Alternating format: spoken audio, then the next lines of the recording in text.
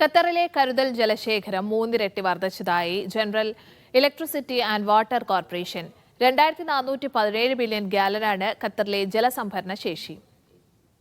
2010 1.3 ദിവസത്തേക്ക് ഉപയോഗത്തിനുള്ള കുടിവെള്ളം സംഭരിക്കാനുള്ള സൗകര്യം മാത്രമാണ് രാജ്യത്തുണ്ടായിരുന്നത്.